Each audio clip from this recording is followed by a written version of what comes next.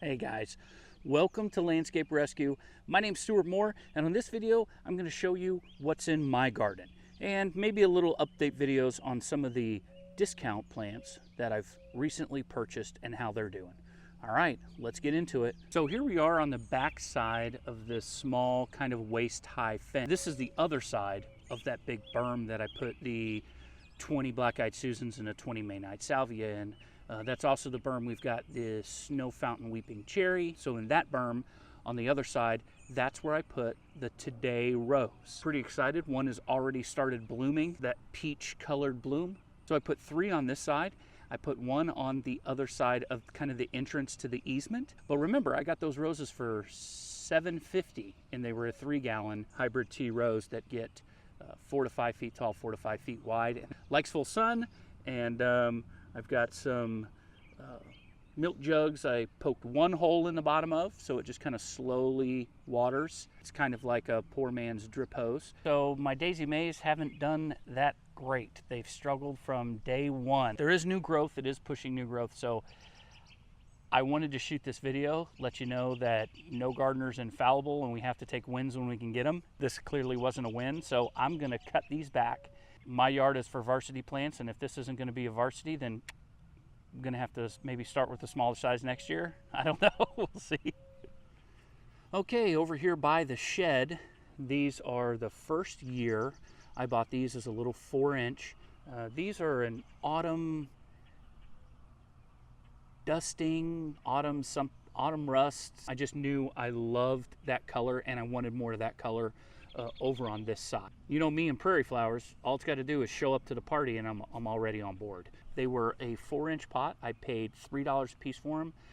I planted them first thing in the spring. That was full price. That was full price at our local hardware store, our privately owned hardware store here that likes having plants. So I like encouraging them and buying some stuff from them. So this is the first year for the Irish Eyes, the first year for these autumn Rudibeckia, and the first year for the salvia. So this is a relatively juvenile landscape in the sense that it's not dialed in. I don't have it dialed in yet. These salvia, not the blue bonnet, not the bigger ones, but the smaller ones, those were the quarts that I ended up getting for $1. So you'll see kind of those poked in where there's some different colored mulch. Mulch to me is, I'm reintroducing carbon. I'm keeping my soil cool and I'm keeping my soil moist. Ideally, year 3, year 4, year 5, you're not even going to be able to see my mulch. Ideally, that's where we're going to be. That's what I like to look at. An overwhelming display of color. Let's do a couple failures. This is a Cheyenne Spirit echinacea. So Cheyenne Spirit, we run into them at Lowe's periodically. It's the one that it's different pups, so they're all going to be different colors. So each plant will throw up a different color and it will pick whatever color it wants to be that year. If you look, this Cheyenne is all this purple color, the whole plant. This plant clearly has a different plan in mind. Unfortunately, this one has had mole runs all around it, and I think they have just completely destroyed the root system on this one, and it's having a hard time supporting the top mass. Now we do beneficial fungus and beneficial bacteria anytime I plant anything, and this one had 2-year fertilizer tablets on it. So it grew fast. It needed all of its roots, and if somebody went through there and just started severing roots, chasing earthworms, which this is a very hospitable environment for earthworm, then I can see why that's happened. All right, some other failures in the garden has been Monarda. So I planted 4 of this dwarf Monarda that was supposed to be more resistant to powdery mildew. It wasn't. It got powdery mildew like crazy. Anytime it rained, anytime I splashed water on the foliage, which is usually when my little boy was watering. He likes to actively water. He doesn't like to just lay the hose down on a trickle and let stuff get a nice drink. They would get powdery mildew anytime any of that happened. I've never really been a huge Monarda fan. I think there's prettier, or Bee Balm, I think there's prettier plants out there, but I need to pull this out and I need to throw it over in an area that gets full sun and never talk to it again. So you're hearing it first here. I am breaking up with the Monarda. At some point, the Bee Balm and I are severing ties, and it can go live someplace else, and I can go live with the plants that are doing real well, and we'll all be happier, I think. Because really that's what's important, is the Monarda's happiness. I want it to be happy. So let's just sever our ties. All right. Now this is my Ruby Star Echinacea here. I think every time as a family we walk around the garden, I always talk about how awesome this thing is. It has done nothing but perform, with the exception of the mold death. This is its second year, and usually the second and third year and then on, you're super impressed. I'm a huge fan of coneflower. I like how interactive it is in the garden. I like how it looks in the wintertime. I don't even cut mine back. I mean, it feeds birds all winter long, but it has done fantastic. Especially this one over here in the corner has just been loving its life. So that's Ruby Star Echinacea. Purple Dome Aster. And I bought this in a 1 gallon pot. I think I paid $7 for it. I bought it full price, brand new.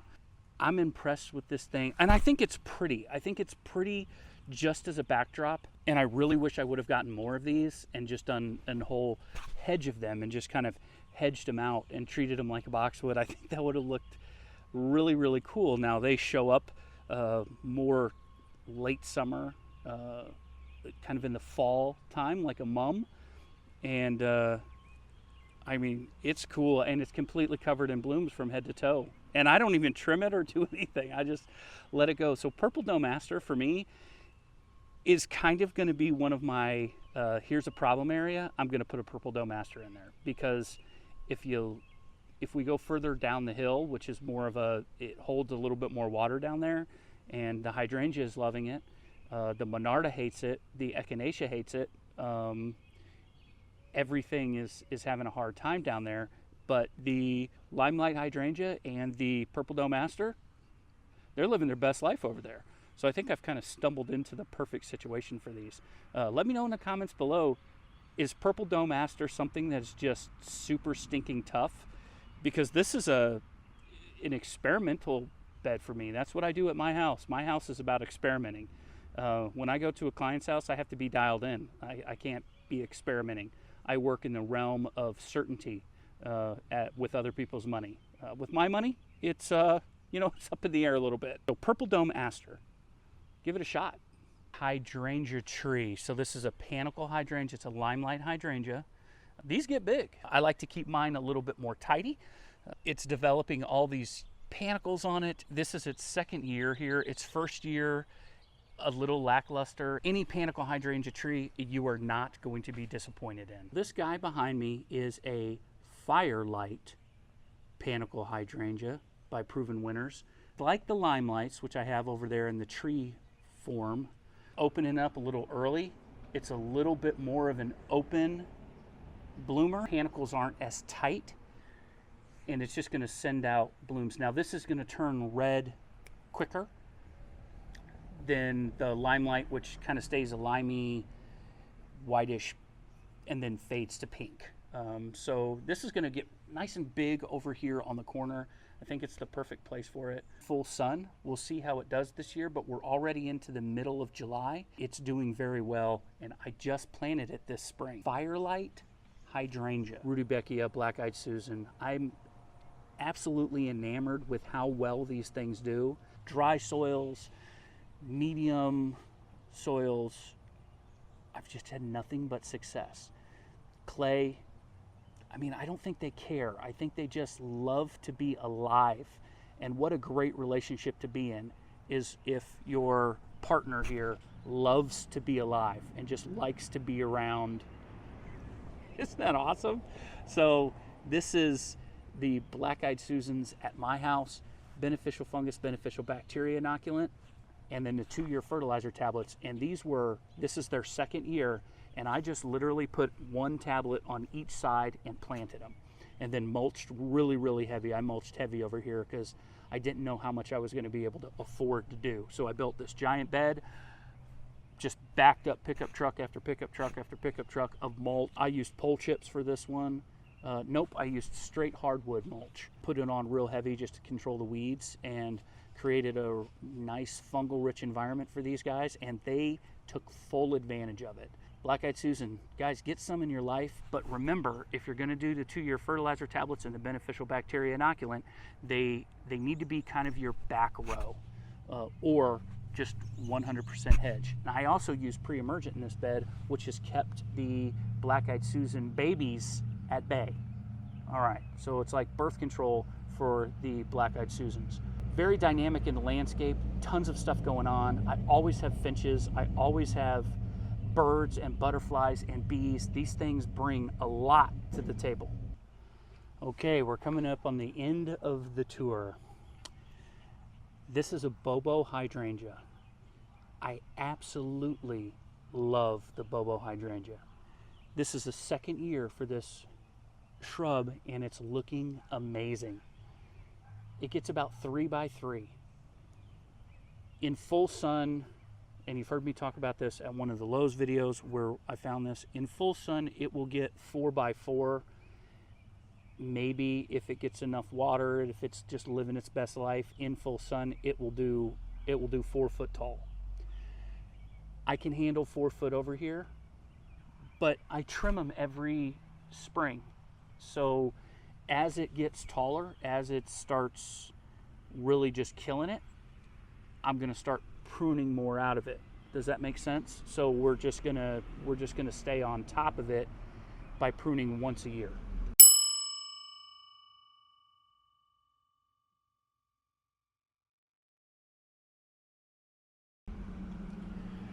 I say plant the right place, plant for the right place.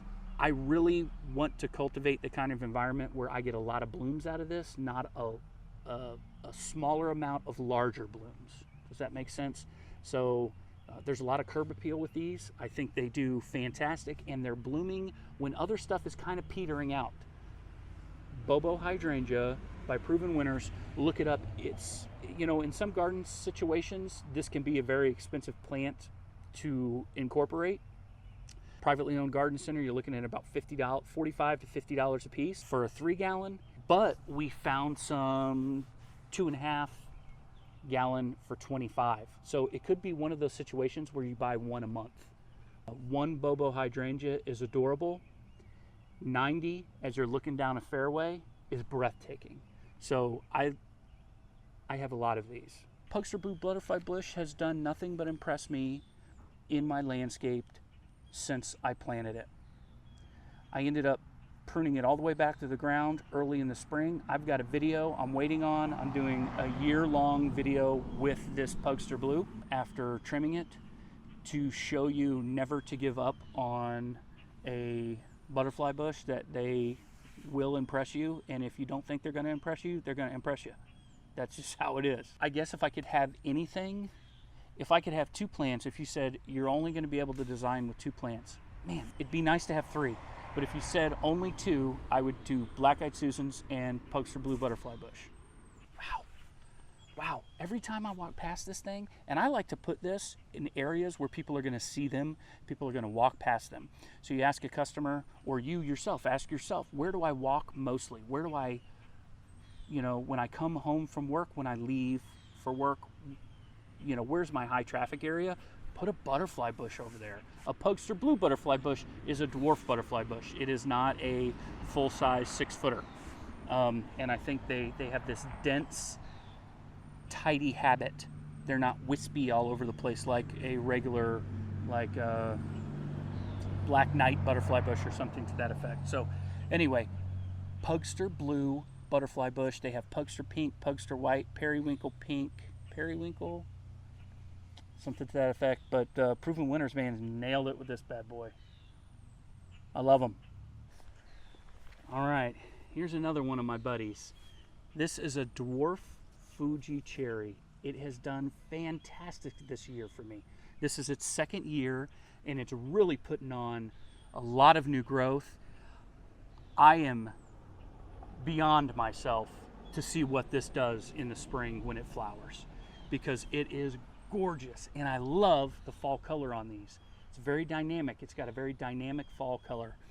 So the dwarf Fuji cherry doesn't get huge. It's a dwarf, right? So it's only going to get about 8 feet tall. That's my understanding anyway. I've seen tags that say 4 feet tall. So we'll see. Being in full sun, having tons of attention, all the jazz, all the soil jazz, and the 2-year fertilizer tablets, I'm going to have a lot of fun pruning this and shaping this and getting it into this specimen, because it's between 2 windows here, and that's why I placed it here, so I can really dote on it and I can really just trim it up. It's got these angular branching, so I don't know if that's going to come through on the camera, but it's got kind of this zigzag pattern to the branches. How much fun is that going to be when this thing's 10 years old? I mean, it's going to look cool. I am so excited. So dwarf Fuji cherry, get one in your life. That's it. I didn't go through the fire and ice hydrangeas that I planted over on the berm, because the dogs are going a little crazy over there, which is the very reason I planted them, that live next door. They're like little mini Chewbacca's, and I feel like they have the same exact attitude, but not as sweet as Chewbacca was. Anyway, thank you very much. I appreciate you guys showing up for this one. All 30 or 40 of you that are gonna watch this video. That's what I've done with the Lowe's stuff. That's what I've done with the Walmart stuff. A lot of this was purchased at privately owned garden centers. I'm excited. It's a year-long process. Planting is a year-long process. It's a lifelong pursuit, and I can't wait to get everything dialed in at this property and then move and start over someplace else. I feel like we're gonna need a bigger house. I joke about that, but you know, I'm 6 foot tall, and my little boy is, I think he's gonna get big. I think he needs to eat something every once in a while to get big, but I think he's gonna get tall, and need a bigger house.